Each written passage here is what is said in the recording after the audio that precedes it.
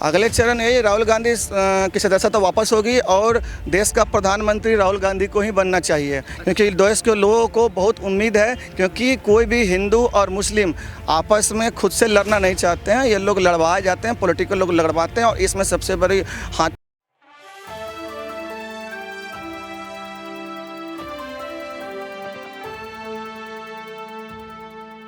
Sir, Rahul Gandhi को supreme court से राहत मिली है, क्या आपको लगता है कि अब संसद की जो सदस्यता वो बहाल भी हो जाएगी? बिल्कुल हो जाएगी और होनी भी चाहिए, क्योंकि सच्चाई की जीत हुई है। लोअर कोर्ट या हाई कोर्ट में जो भी फैसले होते हैं, लेकिन जब मामला सुप्रीम कोर्ट में आता है तो जीत हमेशा सच्चाई की ही होती है और ये भी सच्चाई की जीत हुई है। राहुल गांधी जी बहुत ही अच्छे नेता, उनको सदस्यता वापस मिलनी चाहिए, क्योंकि नफरत को बाजार को ख़त्म करने के लिए राहुल गांधी आगे आए हैं और उनके ऊपर तरह तरह के आरोप लगाकर साजिश के तहत उनकी सदस्यता रद्द की गई थी। लेकिन यहाँ पर सर सवाल ये खड़ा हो रहा है कि गुजरात हाई कोर्ट या फिर किसी और हाई कोर्ट की बात कर लो, क्या ये दबाव में है? क्योंकि लगातार देखा जाए तो विपक्ष की पार्टियों का यही सवाल रहता है कि आज कोर्ट हो, ईडी सीबीआई हो, सब कुछ दबाव में है। सभी दबाव में है। मानी जाती है कि जिनकी सरकार होती है ना, ईडी सीबीआई भी उन्हीं की सुनती है, विपक्ष की नहीं। क्योंकि बहुत सारे बीजेपी में ऐसे नेता हैं, जैसे वो टेनी साहब का बेटा हो गया, वो ब्रिजभूषण शरण सिंह हो गए, उनके ऊपर कोई भी कार्रवाई क्यों नहीं हो रही है? सिर्फ सारे सीबीआई और ईडी जो है सिर्फ विपक्षों पर ही क्यों लगाए जाते हैं? बीजेपी के क्या नेता सारे ईमानदार हैं? तो क्या न्याय पर सवाल खड़े करना ठीक है? न्याय पे सवाल करना, अगर न्याय उचित मिली है तो उस पे सवाल कैसा है? लेकिन मोदी जी बार बार कहते हैं कि मैं कभी चौकीदार हूँ, कभी कहते हैं कि मैं झोला उठा के चल पड़ूंगा, कभी मैंने भीख मांग के खाई, कभी मैं चाय बेचा। वो कुछ भी नहीं किए, वो एक ड्रामेबाज हैं। और सर, डीवाई चंद्रचूड़ को लेकर ये कहा जाता है कि बड़े निष्पक्ष हैं, उनके अंदर निष्पक्षता है, क्योंकि लगातार देखा जाए तो कई सारे फैसले ऐसे आए हैं जिन पर जनता का भरोसा नहीं टिका। नहीं, बहुत सारे फैसले जब से डीवाई चंद्रचूड़ साहब चीफ जस्टिस ऑफ इंडिया बने हैं तब से लोगों को न्याय पे विश्वास जगा है और बहुत सारे ऐसे केसेज हैं जिनके फैसले डीवाई चंद्रचूड़ साहब ने किया है, तो लोगों में एक हिम्मत आई है कि हमारे सर पे भी कोई ईमानदार जज बैठे हैं ताकि उनके साथ अन्याय नहीं होने देंगे। तो डीवाई चंद्रचूड़ साहब की जो लोकप्रियता है अब वो भी बहुत अच्छे लोगों में फैल गई है और लोगों में हिम्मत आ रही है। लोग अब जो है अपने खिलाफ जो भी हो रहे साजिश है या उनके जो भी बोलते हैं उसके खिलाफ लड़ने के लिए और अपने ऊपर जो भी अत्याचार आरोप हो रहे हैं, डीवाई चंद्रचूड़ साहब के आने के बाद लोगों की हिम्मत बढ़ी है और अपने खिलाफ हो रहे किसी भी अत्याचार के खिलाफ वो लड़ सकते हैं। राहुल गांधी अब और कदम क्या उठा सकते हैं, क्योंकि उनके लिए बहुत बड़ा जो एक सपना था वो पूरा होता हुआ नजर आ रहा है। ये कहा जा रहा है, मीडिया में ये खबर भी चल रही है कि राहुल गांधी आपको फिर से सांसद के रूप में देखेंगे। अगले चरण क्या हो सकते हैं सर? अगले चरण यही राहुल गांधी की सदस्यता वापस होगी और देश का प्रधानमंत्री राहुल गांधी को ही बनना चाहिए, क्योंकि देश के लोगों को बहुत उम्मीद है। क्योंकि कोई भी हिंदू और मुस्लिम आपस में खुद से लड़ना नहीं चाहते हैं, ये लोग लड़वाए जाते हैं, पॉलिटिकल लोग लड़वाते हैं और इसमें सबसे बड़ी हाथ तो बीजेपी का ही होता है। प्रधानमंत्री बनाने की बात कर रहे हैं, विपक्ष आज भी पप्पू बोल रहा है। पप्पू उनको विपक्षी बोलता है ना, पब्लिक तो नहीं बोलती है। विपक्ष तो पप्पू बनाने, उनको पप्पू बनाने में कितने हज़ार करोड़ रुपए खर्च कर दिए हैं बीजेपी वालों ने। पर जितना पढ़ा लिखा राहुल गांधी जी हैं उतने पढ़े लिखे तो मोदी जी है नहीं। उनकी तो डिग्री भी फर्जी है। वो जो डिग्रियाँ दिखाते हैं उस समय जो भी फॉन्ट में उनकी डिग्री है वो फॉन्ट उस समय बना ही नहीं था। डिग्री पे आप भी सवाल खड़े कर रहे हैं, यही अरविंद केजरीवाल ने खड़े किए, तमाम विपक्ष के नेता ने खड़े किए। ये कहा जा रहा है कि जो डिग्री दिखाई गई वो ठीक नहीं है। क्या इसमें सच्चाई है? क्योंकि देश के प्रधानमंत्री होना ज़रूरी है, क्या उनके लिए डिग्री भी ज़रूरी है?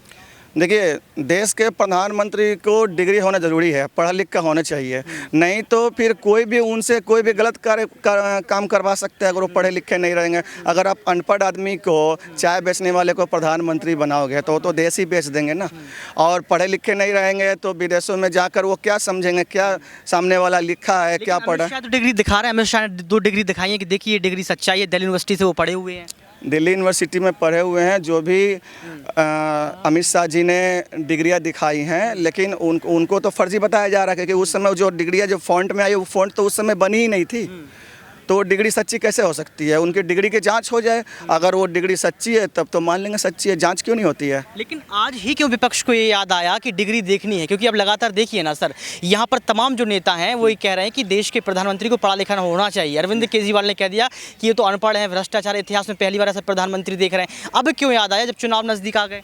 इसलिए कि 2014 में जब हम लोगों ने वोट देकर मोदी जी को प्रधानमंत्री बनाया था तो ये कुछ उम्मीद से बनाया था कि हमारे देश के लिए कुछ करेंगे, हमारी जनता के लिए कुछ करेंगे।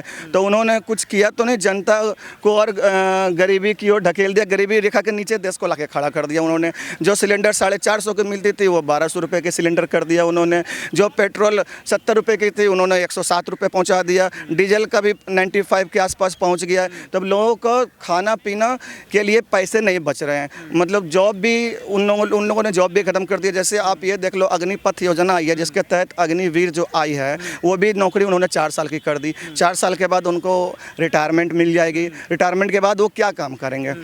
राजनाथ सिंह जी का बयान आता है कि जो भी अग्निवीर रिटायर होंगे उनको मैं सिक्योरिटी गार्ड बना लूँगा अपने पास। तो क्या सिक्योरिटी गार्ड बनने के लिए कोई देश की सेवा करने जाता है या आर्मी में जो भी जाते हैं अग्निवीर के तहत देश में शहीद हो जाते हैं तो क्या 4 साल के लिए नौकरी करने जाएंगे? 4 साल के बाद कहेंगे अपना दुकान खोलो, मकान खोलो, पकौड़े बेचो। पकौड़े भी कैसे बेचेंगे? सरसों तेल महंगा। कहता है कि पकौड़े से जो है रोजगार मिल जाएगा। पकौड़े बेचना कोई छोटी बात थोड़ी ना है। पकौड़े बेचना तो सभी को पकौड़े बेचवाओ ना। फिर वो जो अमित शाह जी के बेटे हैं जय शाह, उनको भी बीसीसीआई का अध्यक्ष, आईसीसी का अध्यक्ष बनाया गया, उनसे भी पकौड़े बेचवाओ, वही एक रोजगार है। उनसे क्यों नहीं बेचवाया जाता है? कह रहे हैं कि राम मंदिर बन रहा है। राम मंदिर बननी चाहिए, मंदिर भी बननी चाहिए, मस्जिद भी बननी चाहिए, दोनों को बनाओ। लेकिन राम मंदिर के चलते आप नौकरी रोजगार नहीं दे रहे हो तो क्या मंदिर से पेट भर जाएगा? राम मंदिर मैं भी चाहता हूँ कि बने, लेकिन मंदिर के साथ साथ आप रोज़गार बढ़ाओ, लोगों को काम दो ताकि लोग अपने बीवी बच्चों का पालन पोषण कर सकें। अभी आप जो भी नौकरियाँ सब प्राइवेट की ओर जा रही है, जिसकी तनख्वाह 60,000 रुपये के आसपास थी, अब वो तनख्वाह 10,000 12,000 रुपये में होती है। तो आपका 1200 का सिलेंडर कोई कैसे खरीद सकता है? लोग भूखे मर रहे हैं इनके ज़माने में। तब लोगों को नज़र आया, अरविंद केजरीवाल जी को नज़र आ रहा है कि अब देश के प्रधानमंत्री को पढ़ा लिखा होना चाहिए, क्योंकि ये अगर 2024 में जीत गए तो फिर पेट्रोल और डीजल का रेट कहाँ जाएगा? लोगों के जेब में जो खुदरे पैसे बचते हैं चिल्लड़, वो भी निकाल लेंगे ये लोग। आप न्याय के मंदिर के भगवान कहे जाते हैं क्योंकि आप लगातार लोगों की जो है समस्या को सुनते हैं, उसको कोर्ट में रखते हैं। और मेरा सवाल आपसे ये रहेगा कि जो इंडिया अलायंस हुआ है, यानी कि गठबंधन जो हुआ है, उसमें कितनी सच्चाई आपको नज़र आ रही है? क्योंकि गठबंधन होते तो हैं लेकिन टूट जाते हैं।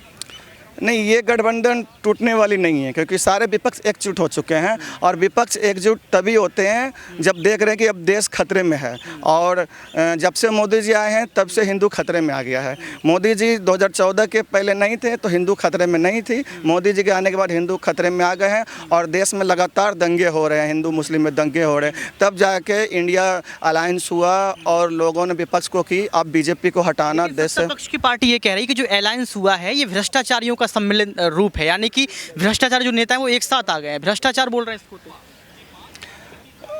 जो अब उनकी सरकार जाने वाली है, बीजेपी झोला उठा के वो चलने, उनकी मोदी जी को झोला उठाने की जाने की अब समय आ चुका है। तो उनके जो चिंटुए हैं, जो भी चिंटू नफरती चिंटू है, वो तो बोलेंगे ही। वो सत्ता जब जाएगी तो वो तो सामने वाले विपक्ष पार्टी को तो बुरा भला बोलेंगे ही कि ये भ्रष्टाचारी हैं, आतंकवादी हैं, ये हैं। अगर ये सच्चे होते हैं बीजेपी वाले तो सबसे पहले टेनी साहब के बेटे को सज़ा देते हैं, ब्रिजभूषण शरण सिंह को सज़ा देते हैं और मतलब पार्टी की सदस्यता से निकाल दिए होते। तो लगता है कि बीजेपी सही है। और भी बहुत सारे ऐसे। आपको लगता है कि इस बार अलायंस जो हुआ है वो जीत सकता है? बिल्कुल जीतना भी चाहिए उनको। और मोदी जी के अब समय आ चुका है कि झोला उठा के चल दे वो। धन्यवाद सर। देखिए लगातार यहाँ पर देखा है तो सर ने एक एक मुद्दे पर बात की, चाहे वो राहुल गांधी का मुद्दा हो, चाहे ब्रिजभूषण शरण सिंह का मुद्दा हो, या फिर कोई भी मुद्दा हो। और ये भी पता लगा लिया कि अलायंस जो हुआ है उसका रिजल्ट क्या आएगा, यानी कि अलायंस होना जरूरी है। अब देखना ये पड़ेगा कि कोर्ट का अंतिम फैसला कैसे होगा और राहुल गांधी की जो संसद की सदस्यता वापस होगी वो कैसे होगी।